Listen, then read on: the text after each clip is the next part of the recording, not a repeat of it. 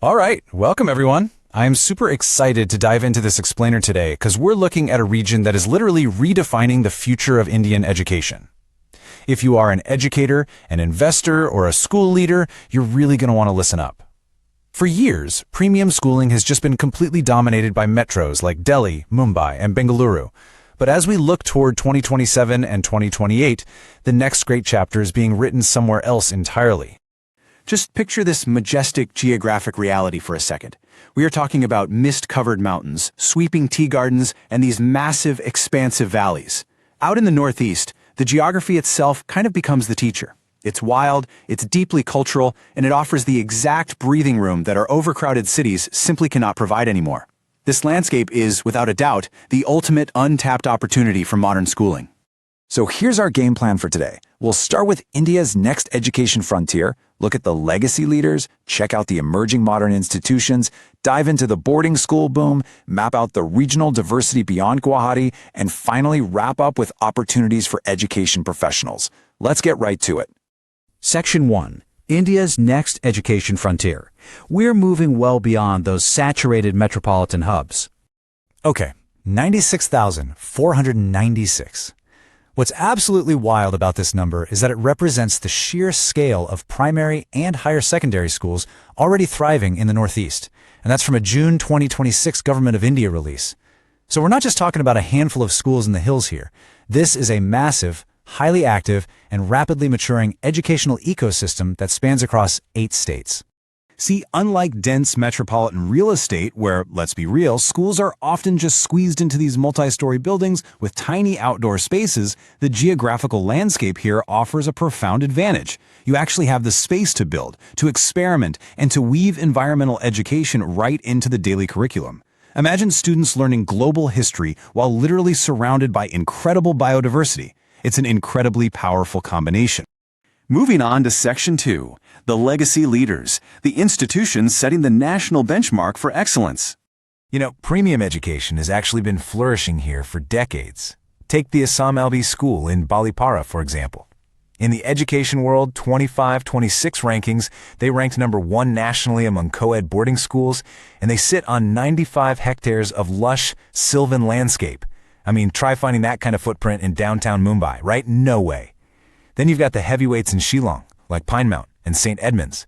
These aren't just schools, they are cultural institutions with deep histories of mentoring and academic rigor that you just can't replicate overnight. So what you have right now is this brilliant coexistence of 2 totally different eras. On one side, you have the deep institutional weight of Shillong's legacy schools providing this rich, established culture. And then, balancing that out perfectly, you've got the fresh, highly tech-driven momentum of newer places, like Vandya International in Guwahati, which just snagged its fresh CBSE senior secondary affiliation. This duality is exactly what makes the market so dynamic.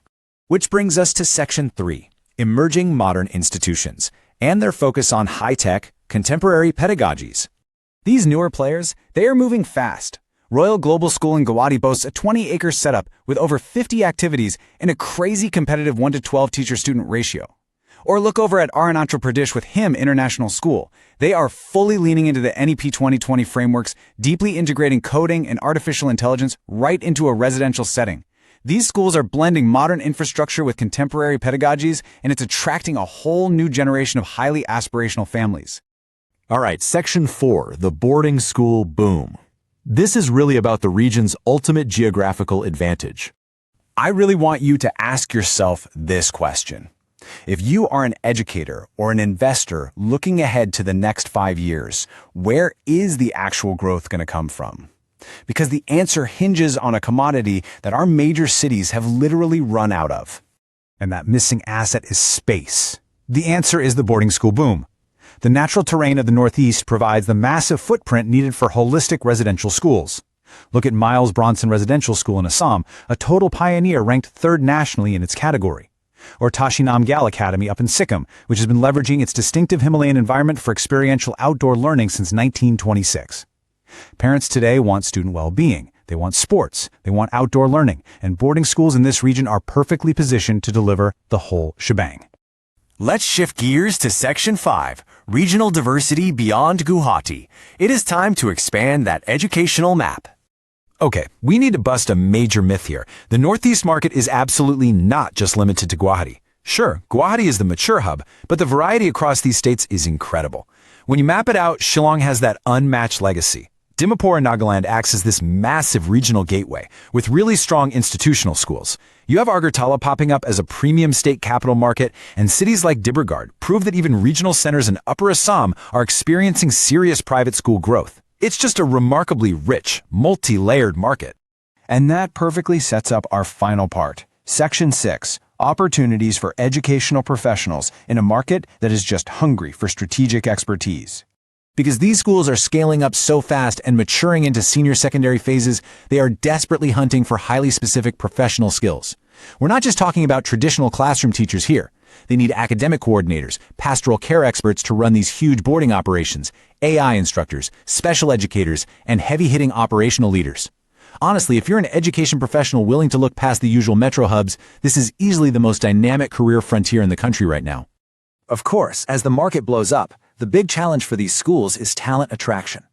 That's where educational ecosystems and recruitment partners, like Teacher Pool, become an absolute game changer. They act as the bridge, matching ambitious, specialized educational talent with these incredible, future-focused institutions. It's a real win-win. I want to leave you with this one powerful thought from our research. The future of Indian education won't always emerge from the concrete jungles we're so used to. Sometimes it's going to come from the mountains, the forests, and the valleys. The ecosystem for 2027 and 2028 is literally being built as we speak. So, the only question left is, are you going to be part of this frontier, or are you going to stay fighting for space in saturated cities? Thanks so much for joining me on this explainer today. It's been a blast.